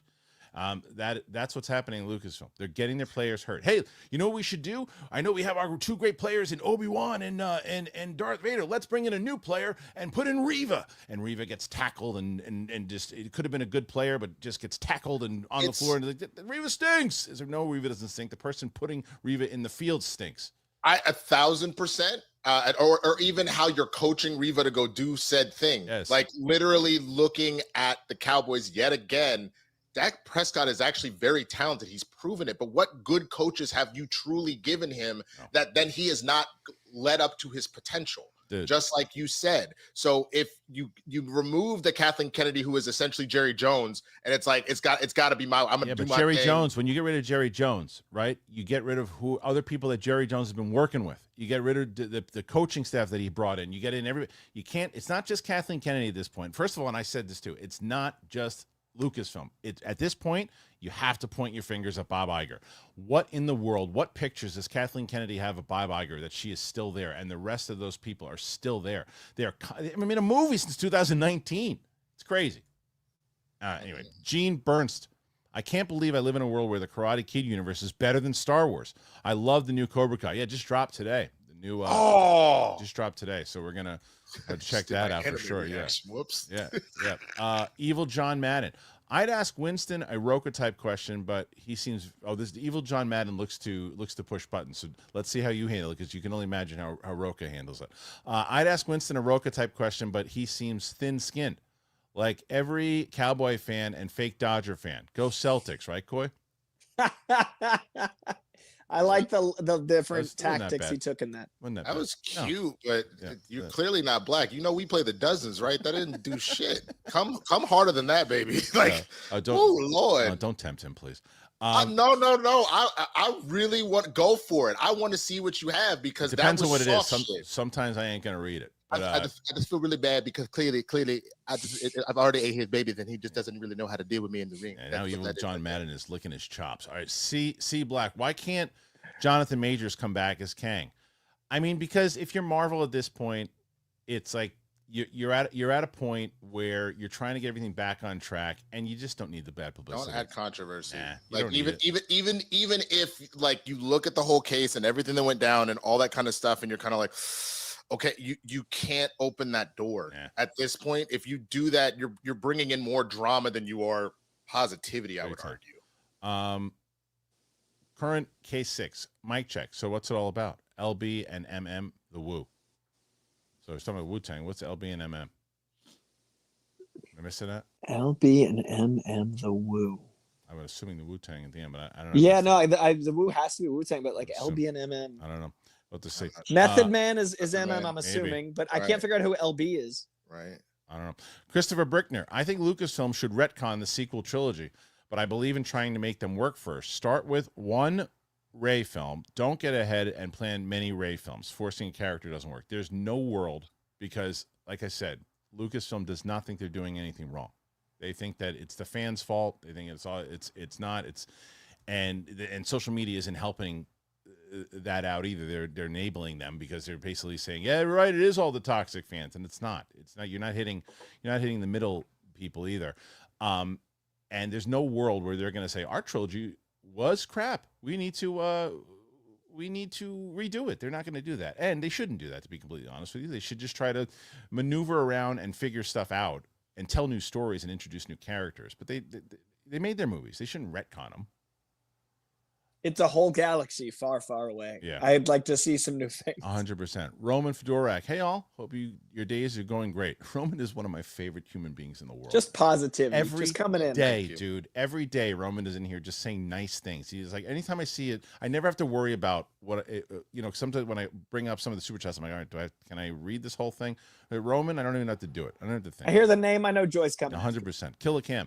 Do you think Tony could be Riri AI, or is it too late?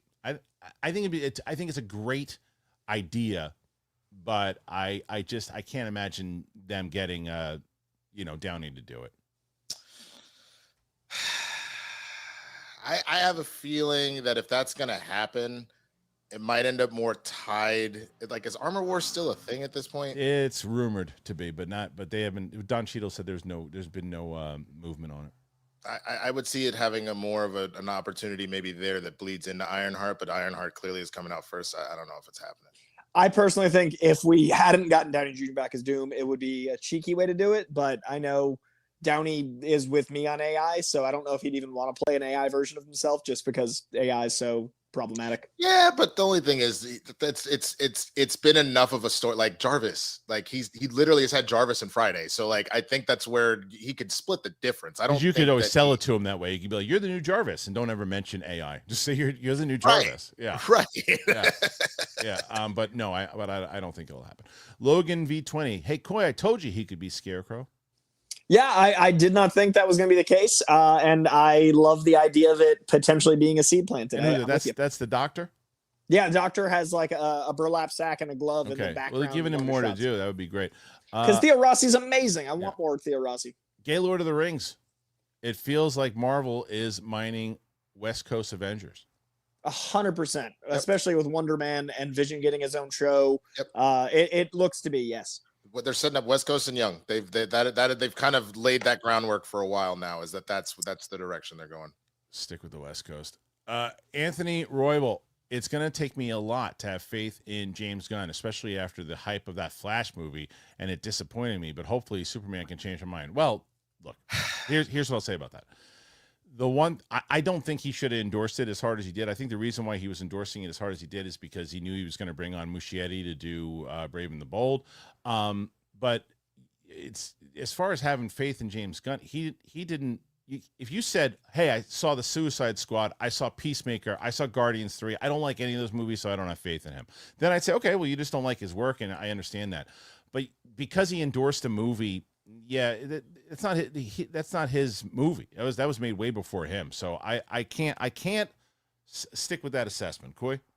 Yeah, I mean, I think when you start a new job, you're trying to catch up and figure out the best place for you at that new job. And if you're, in my opinion, one of the best adapters of comic books because you're genuinely a passionate fan that also happens to be an incredible director, I really think that his endorsement is not in line with his work. I liked The Flash okay. I don't have as much an aversion to the endorsement. I don't think it's nearly as good as his work, but that's kind of my point. It's not nearly as good as his work. So I'm always going to be excited for a James Gunn announcement.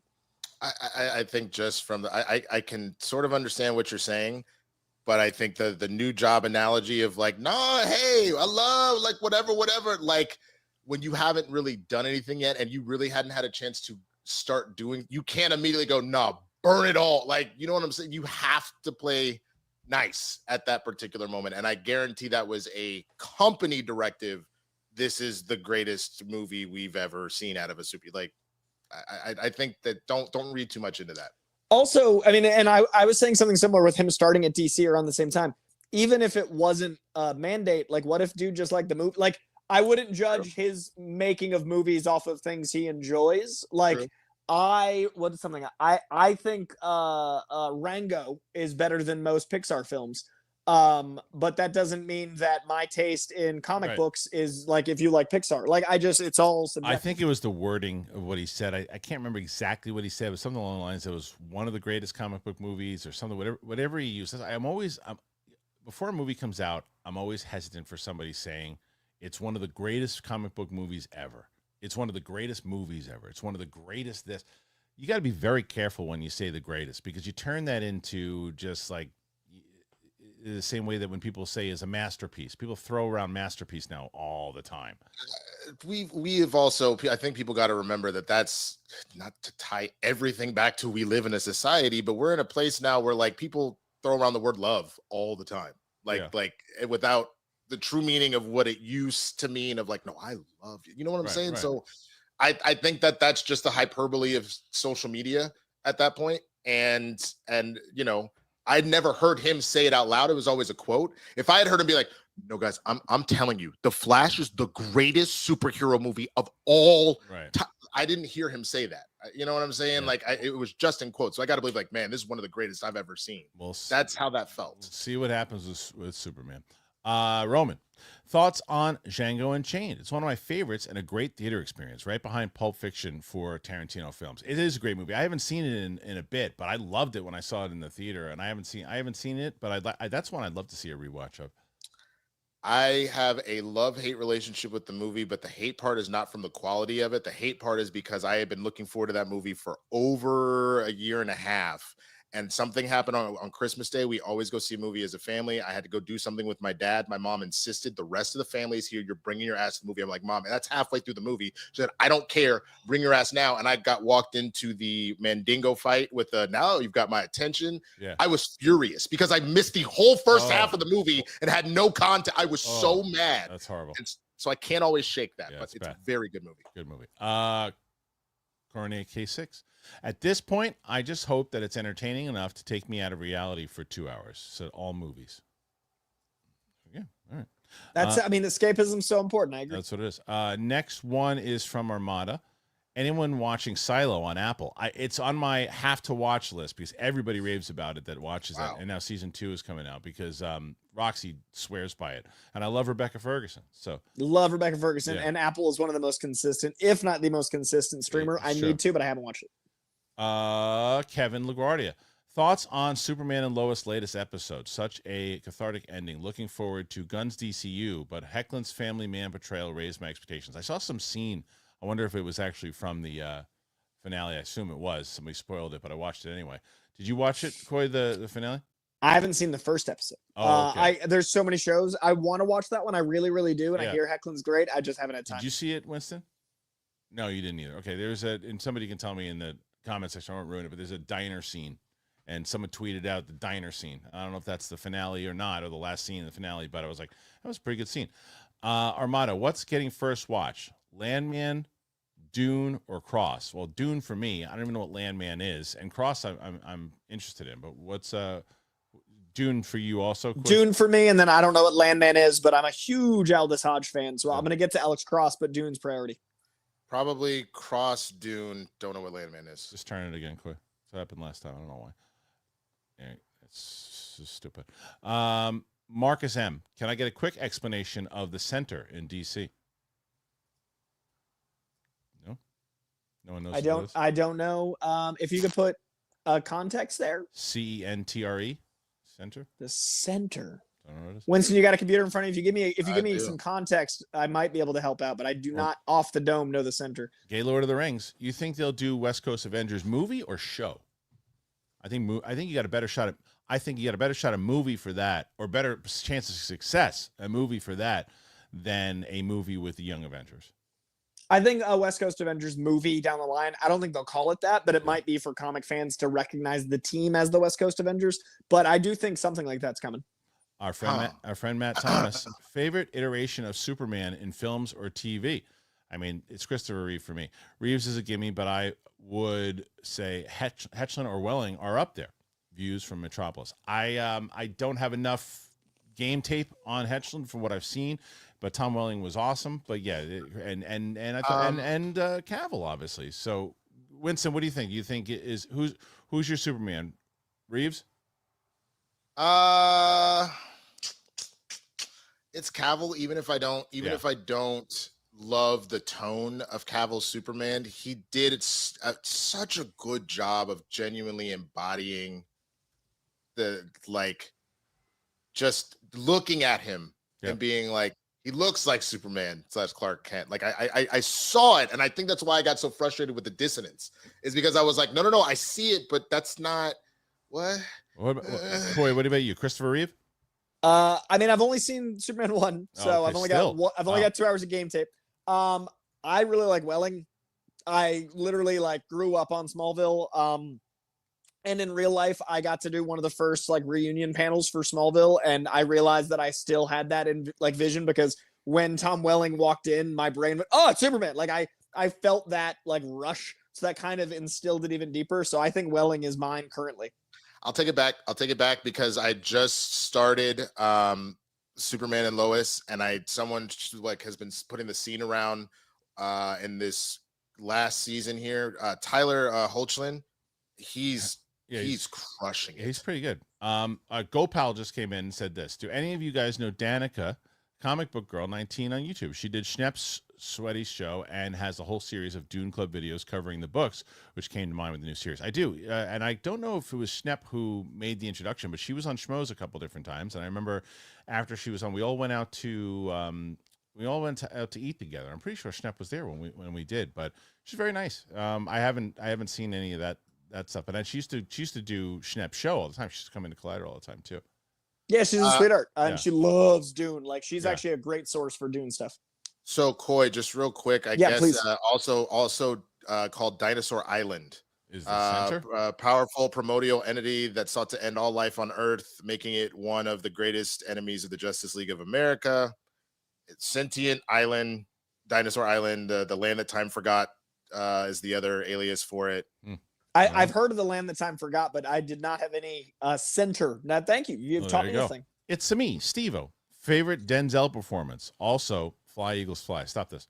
I will tell you that my favorite Denzel performance is probably the movie that he should have won the Oscar for, and that's The Hurricane. Oh, I thought he should have won it for Malcolm X, but Malcolm X is one too. But I think Hurricane was the one that he was supposed to. They gave him Training Day because he was so good in Hurricane. Well, that's fair. Yeah.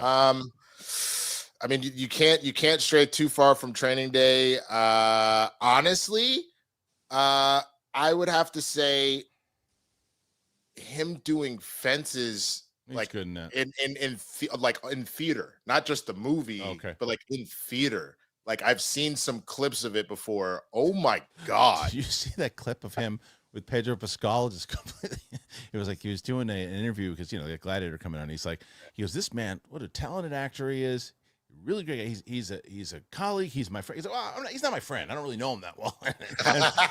and Pedro's like, whoa. He's like, well, I want to be. He's like, you should come over to the house. And he's just like, but he caught himself because he was being genuine. He's like, I don't know. It's a great example of what Winston was saying. Yeah. Like I love that Denzel's so honest. Caught That he's himself. like, we could be friends. We could be, but I don't know him well enough to call him my friend. I love that. I actually really did like it a lot. I'm gonna go with a hot take on my favorite Denzel. Sorry, go ahead, Winston. No, I was just going to ask in the vein of interviews, please tell me you've seen the one where Jamie and him are doing like a sit down conversation.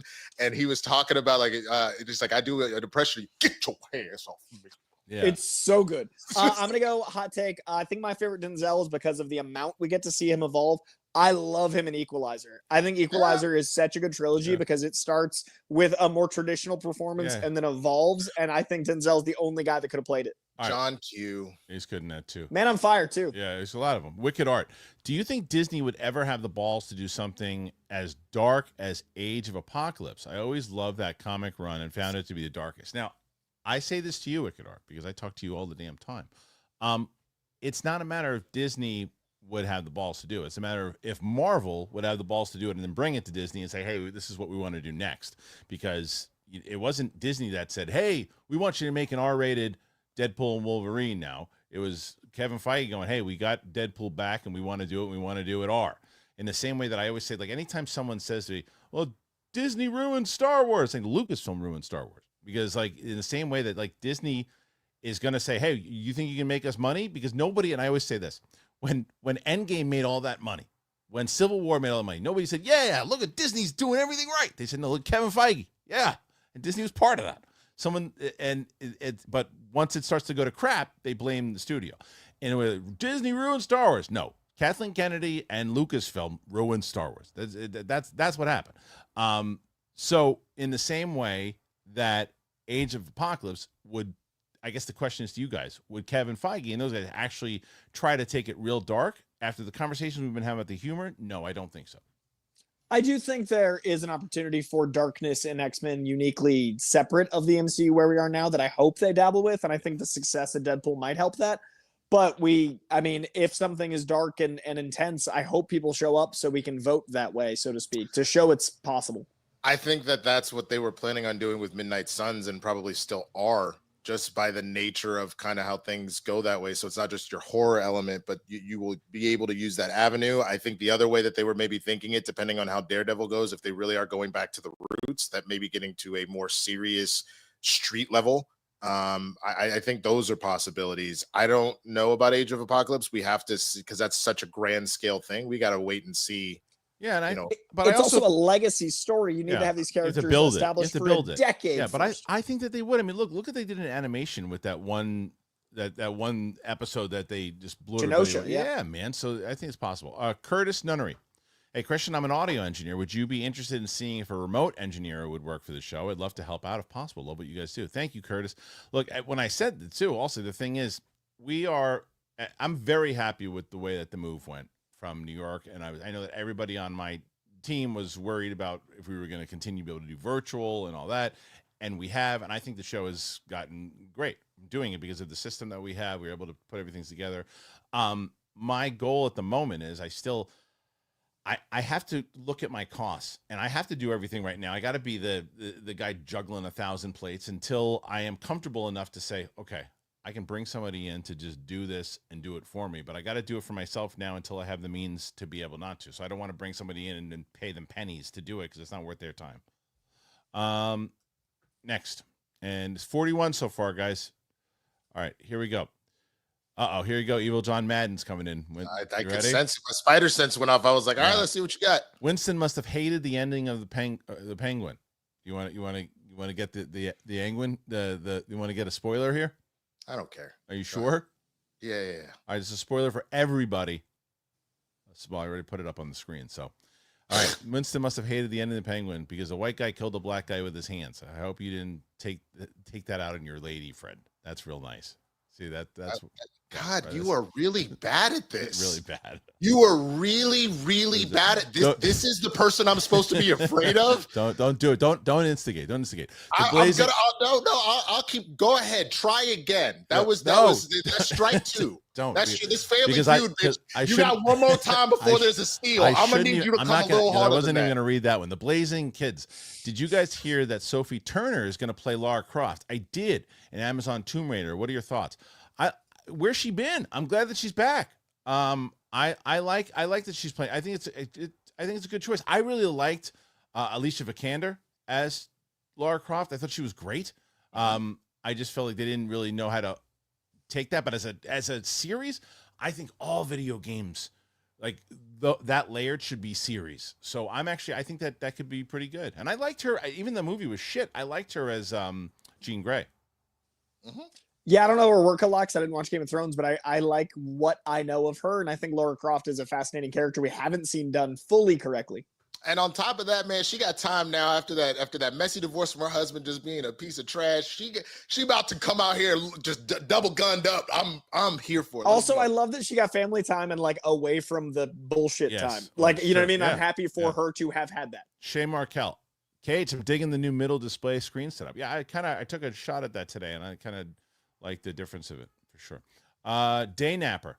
28 years ago today, I was working Space Jam opening today. I was watching Space Jam opening day on my 12th birthday. Today, I'm watching it on Beer and Via. Yes. What's a good birthday movie experience you've had? Good birthday movie experience. I'm trying to think. I was thinking of this when I was a kid. I remember my dad taking me to see a bunch of movies when I was a kid. I remember saying I was super young and I saw Staying Alive. Remember that? And I was so excited when Sylvester Stallone showed up because he directed it. I get caught in a little bit of a void type situation because with my birthday being in December, unless you're later in December, that's when like those big blockbusters come out like that. So I'll go with Holiday. I remember going to see the Power Rangers movie on 4th of July. Yeah. That was awesome. That was super cool to see the movie and fireworks are going off at the end of the movie, to walk outside as a kid and there are fireworks going off. And I'm just like, oh my God, the Power Rangers are here. That was dope. Pretty cool. September's not the best month for movies, but I remember one year Riddick came out in September and I saw it in iPic, and iPic is like a movie theater restaurant. Like the whole experience is dope. That's fun. I had like frozen liquid nitrogen booze while watching Riddick and eating like chicken and quesadillas. It was pretty dope. That's pretty fun. Shay Markel. My new favorite show is Day of the Jackal. It's not perfect. It's got some flaws, but I'm enjoying the vibe. It's like James Bond meets Jason Bourne. Interesting. Day of the Jackal. Which one is that? The Day of the Jackal. I haven't heard of it. I heard of it, and is that the one with Billy Bob Thornton? I think it is. I haven't heard of it. Maybe. Let me know if you guys look it up. Shay Markel just became a new member. Thank you, Shay. Thank you. We had some people list gift a whole bunch of them today. I'm actually good time to be a member today, Shay, because today I'm going to send to PLD, who handles all the membership stuff. And Patreon stuff. I'm doing the raw reactions. I'm going to be posting some of the raw reactions today. Elusive Rock wanted to recommend Dan the Dan. Last night's ep was one of my favorite episodes of TV, anime, live action, otherwise. Yankees suck. How dare you? I was it's funny as far as animated goes. Because I'm part of the CCA. We just got I got the Lord of the Rings, the War of Rohirrim screening. I can't wait to see that. And I watched the opening last night, and it has the Peter Jackson music. Cool. And I was like, oh, I'm already into it. Like, it just shows you how important. So again, yes, another Star Wars complaint. How much they can't fathom. All the John Williams stuff is missing. It sets the tone and the feel of Star Wars, right? The second this thing starts, the War of Rohirrim thing, the second, and it's got the and I'm like, yeah, I'm back in the world. It's like right away. And it's produced by Wignut and it's produced by Peter Jackson. So I just felt it. And I'm so excited just because the opening music. I can't wait to watch this now. I went to Empire Strips Back again this year, which is such a good show. I heard it's really good. And the opening music, like Star Wars, it made me feel more like Star Wars than Star Wars had in a while. Yeah. And this is Shay Markel's. This is the final one right now, guys. Winston and Coy, this is an old debate for me and my brothers. I'd like to get your opinions. Who is the better stuntman, Tom Cruise or Jackie Chan? Oh, that's fun because they're very different stuntmen. One of them is using stunts as a way to tell a narrative. The other is using stunts as a way to show action and comedy. Like Jackie Chan is using it as a mime, whereas Tom Cruise is using it as an actor. I would say it's hard to compare because they're different skill sets. But I'm going to give it to Jackie Chan because there are things that Jackie Chan has done that I've never seen another human do. Whereas I think if I was suicidal, I could do a lot of the things Tom Cruise has done, but I value living. I got to go with Jackie. He originated that. Tom Cruise, in my opinion, probably wouldn't be doing half of the stunts he's doing without him probably seeing some of the stuff that Jackie did, let alone when you consider because a lot of us didn't get put on to Jackie until, the 90s when some of his movies were bleeding over or you were introduced to a Rush Hour or eventually a Shanghai or something like that. Jackie's the OG, and the fact that he is still doing it even now, not to the same nth degree. He's got Tom by some years. I got to give it to Jackie. But I got to also say the stuff we see Tom Cruise do, I want to give Tom Cruise some credit. Like the holding your breath for a certain amount. Like there are things that he has to do within the stunts that we can never even fathom. So like, I think they're the two best, but. Absolutely. Look, I'm not saying that it's not, but it feels like you're talking like sometimes say like if Patrick Mahomes right now does a three-peat in an undefeated season, then there's a serious conversation that maybe he already passed Brady as the GOAT even without the number of rings. But a lot of people can't touch Brady because of the number of rings. You know what I'm saying? Like there's no conversation here. It is Jackie Chan by a landslide. It's by a landslide. Tom Cruise is awesome and is ballsy for what he does. Jackie Chan has been doing this forever. And Jackie Chan puts his body at risk in a lot of different ways, more so even than Tom Cruise.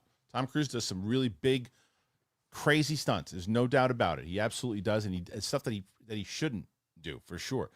Jackie Chan has been doing this for like 30, 40 years. Tom Cruise, it seems like, has just been doing this for like 10 years because he wasn't, when in his early years, he wasn't jumping off things in Risky Business. He wasn't jumping off things in Jerry Maguire. You know what I mean? Like Jackie Chan, you knew in every movie he was in, he was going to do something crazy. And is all his own stunts. It's Jackie Chan. Jackie Chan. It's number one, and then Tom Cruise is probably in the far two spot. So and then Jet Li needs some love in 3. Yeah, for sure. But I mean, he's more of like a martial artist, more so than just a stunt man. Oh yeah, totally real. And the Tony Jaa is also Madman. Yeah, and Days of Thunder is a good example too. But yeah, I'm not taking anything away from Tom Cruise. Love Tom Cruise. Love him. But it's Jackie Chan. And Shay follows it up and says, beautifully done. I'm voting Cruise because I just favor the technical skills that his stunts require, which is a fair point. Which is fair, but also the technical skills of being a martial arts master and like the way that he has fully learned not only whatever falls, jumps, specific thing. I always think of that ridiculous, like it's a small stunt. Yeah. But do you remember in Rush Hour 2 when he's like in the back of the casino and he fits through that tiny ass little hole where he like essentially while running for people up, jump, slid through the thing. Oh. And then he is. You paused in such a funny moment. It's such a great moment. And he says that the guy flies planes, base jumps. Jackie is amazing. Yeah, he is. Okay, so guys, you had a good day today, 47, but Steph beat you up. So it happens. It was Steph is just adequate. Steph's right now is the Jackie Chan of this game.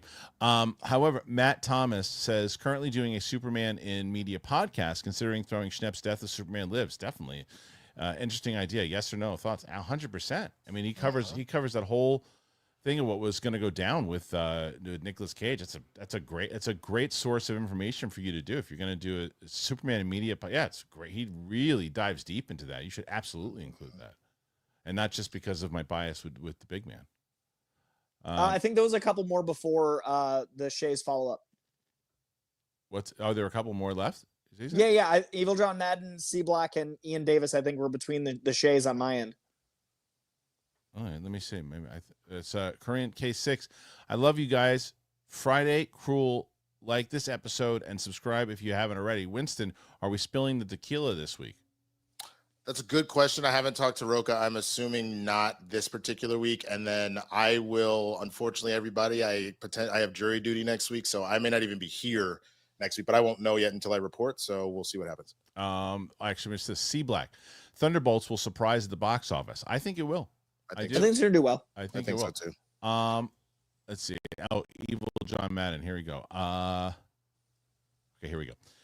I totally admit I'm not as good as dozens as you, but I have to keep it in rein for YouTube. Plus, we don't really know each other, so feelings can get hurt. I can't say anything to Coy, brother from Massachusetts.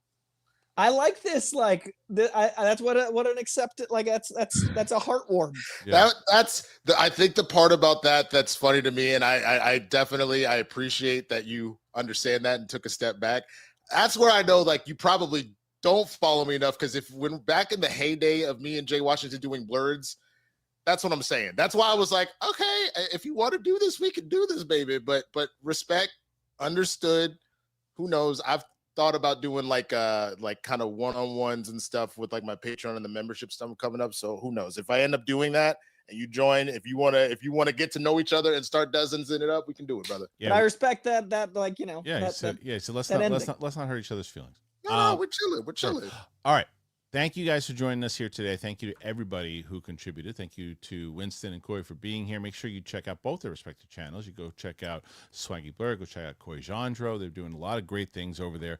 So with that being said, let me ask you guys this. This is probably a great question for me to figure out, because I'm not going to play it if that's the case. And I'll ask the chat room this before I take off. When I played the intro today, the first intro, I'm sure that you guys got the Capes music, but did you get the regular intro? Like when I play this intro here, hold on. I have no sound personally. I know you don't. Okay. But the question is, did the audience get any of that? And then Stephanie Litz says, you guys are at 51 actually. Sending love because I never catch Capes live. Thank you, Stephanie. Thank you. And Shay says, I really appreciate y'all and everyone in the chat for the Stuntman debate. I love having fun conversations. Have a great weekend. You too, Shay. I want to see if the audience heard that, because if not, they didn't hear any sound. Great. Okay, so I'm going to play it this way, and we're going to take it out with the regular logo. Quick last thing, just because obviously didn't happen on the show today. Definitely come back later today and check out the interviews that we did with that I did with Ultraman Rising. It'll be uploaded on the channel. I'm going to post that a little later on today. So make sure you support Winston and watch that when you see it. Okay, thanks guys, appreciate it. We'll see you guys on the flip side. Apple, Spotify, everywhere podcasts are found.